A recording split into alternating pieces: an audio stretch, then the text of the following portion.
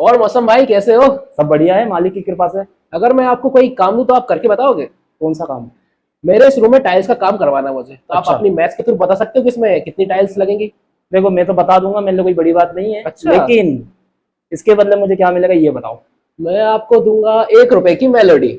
हैं? हाँ, जैसे अपने मोदी जी ने मेलोडी को दी थी। अरे वाह यार भाई, 1 ही रुपए की? 1 ही रुपए की। अभी चलो अपना ठीक। इतना बजट ही है बस। ठीक है कोई बात नहीं।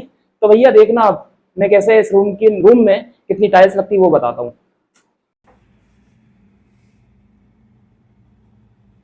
हाँ तो भाई, अभी आपने देखा मोनू ने मुझे क्या किया, चैलेंज किया। तो चैलेंज को तो मैंने एक्सेप्ट कर लिया। अब देखते हैं हम कि उसको सॉल्व कर पाते हैं या नहीं कर पाते। तो देखो, मैंने क्या किया कि मोनू के रूम का मैप बनाया, और वो मैप कुछ इस तरीके का बना।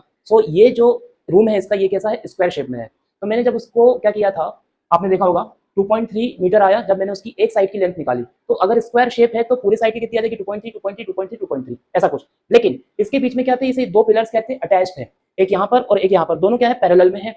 तो इसकी जो लेंथ आई थी वो आई थी 20 सेंटीमीटर, और इसकी जो लेंथ आई थी वो 10 सेंटीमीटर आई थी। यानी कि लेंथ हमारे पास ये आ गई और ब्रेथ हमारे पास कितनी आ गई, 20 सेंटीमीटर आ गई। अब यहाँ पे देखो, ये सेंटीमीटर में दिया है, ये सेंटीमीटर में दिया है, और ये मीटर में दिया है। तो मैंने क्या किया, इसको कन्वर्ट कर दिया मीटर से सेंटीमीटर में। तो मेरा कितना आ जाएगा, 230 सेंटीमीटर, इतना कुछ आ गया। ठीक है। और लेंथ ऑफ पिलर कितनी आई है अपनी, 20 सेंटीमीटर। ब्रेथ ऑफ पिलर कितना आया है, 10 सेंटीमीटर। अब देखो करना क्या है। सो हाँ, यहाँ से एक और चीज मैं आपको बता दूं कि डायमेंशन ऑफ वन टाइल जो आया है वो आया है 30 इंटू 30 सेंटीमीटर का। यानी कि जो हमारी टाइल्स है वो भी कैसी है, स्क्वायर शेप में है, और वो कितनी की है, 30 इंटू 30 सेंटीमीटर की है।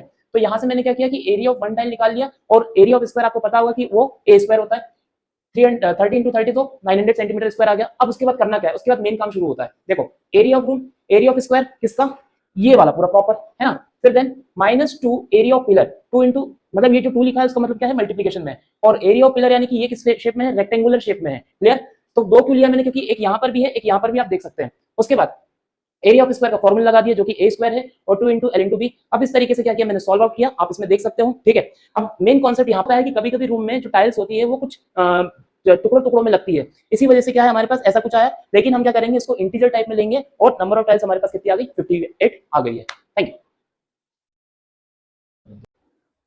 हाँ तो मोनू जी, हाँ आप एक भैया। बात बताऊं, सॉल्व कर दिया मैंने। देखो, क्या? 58 टाइलें लगेंगी तुम्हारे रूम में। सच में 58 टाइलें लगेंगी रूम में? हाँ।